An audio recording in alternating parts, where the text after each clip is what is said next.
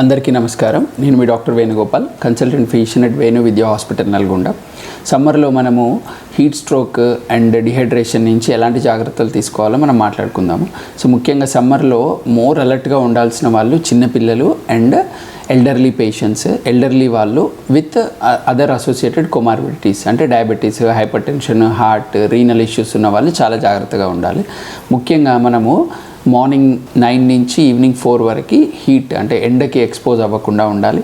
And direct హీటే కాకుండా వేడి గాలులకు కూడా అవాయిడ్ చేయాలి. అంటే విండోస్, బాల్కనీస్లో కూడా వేడి గాలి దగ్గర కూడా మనం కూర్చోకూడదు. దానివల్ల కూడా హీట్ స్ట్రోక్ వచ్చే అవకాశం ఉంటుంది. అండ్ ఇది కాకుండా యాక్టివ్గా తిరిగే వాళ్ళు, మిడిల్ ఏజ్డ్ వాళ్ళు, బయటకు వెళ్ళి జాబ్ చేసే వాళ్ళు, వీళ్ళందరూ కూడా కావాల్సిన ప్రొటెక్షన్ తీసుకోవాలి. అంటే లైక్ క్యాప్స్ పెట్టుకోవడము, అంబ్రిల్లా యూజ్ చేయడము, లేదంటే గాగుల్స్ యూజ్ చేయడము, డైరెక్ట్ హీట్ని అండ్ ఇండైరెక్ట్ హీట్ని మ్యాక్సిమం తగ్గించుకోవాలి.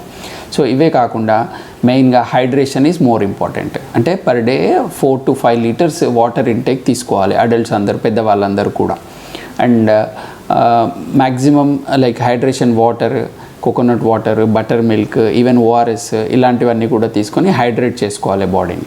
సో ఇవన్నీ మనం చేయకపోతే వచ్చే కాంప్లికేషన్స్ ఏంటంటే మనకి హీట్ సమ్మర్లో ఎక్కువగా వాటర్ సరిగ్గా తీసుకోకపోయినా యూరిన్ ఇన్ఫెక్షన్ బాగా ప్రెసిపిటేట్ అవుతుంటాయి సమ్మర్లో. అండ్ కిడ్నీ స్టోన్స్ ఉన్న వాళ్ళకు కూడా stones issue, stones pain, stone size పెరగడము, స్టోన్ అబ్స్ట్రక్ట్ అవ్వడము, ఇవన్నీ కూడా పెరిగే అవకాశం ఉంటుంది సమ్మర్లో. సో ఇవన్నీ అవాయిడ్ చేయాలంటే simple more hydration, more water తీసుకోవడం. And next heat stroke. So యూజువల్గా హీట్ స్ట్రోక్ కూడా ఎలా ఉంటుందంటే మనకి సివియర్ హై టెంపరేచర్ వస్తుంటుంది, స్వెట్టింగ్స్ వస్తూ ఉంటాయి.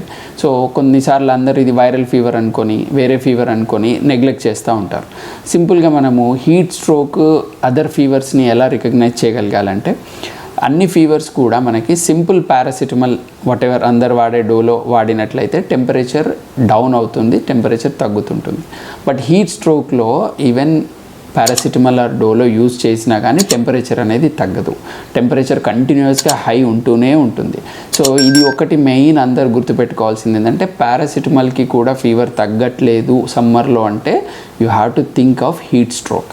సో హీట్ స్ట్రోక్కి మెయిన్గా టెంపరేచర్ లో చేయాలంటే మోర్ ఆఫ్ హైపోథెర్మియా తీసుకురావాలంటే more of cooling the body, అంటే బాడీని స్పాంజింగ్ చేయడము, ఐస్ ప్యాక్స్ పెట్టడము, ఇవన్నీ చేస్తూ మనం తగిన ట్రీట్మెంట్ తీసుకోవాలి. లేకపోతే ఏమవుతుందంటే డిహైడ్రేషన్ వల్ల acute kidney injury, kidney failure, hypotension, షాక్లోకి వెళ్ళడము, తర్వాత సెప్సిస్లోకి వెళ్ళడము, multi organ failure, even sometimes death కూడా అయ్యే అవకాశం ఉంటుంది. సో ఖచ్చితంగా ఈ జాగ్రత్తలు తీసుకొని హీట్ స్ట్రోక్ని అవాయిడ్ చేయాలి.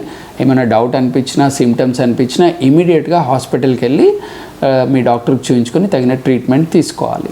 ధన్యవాదాలు.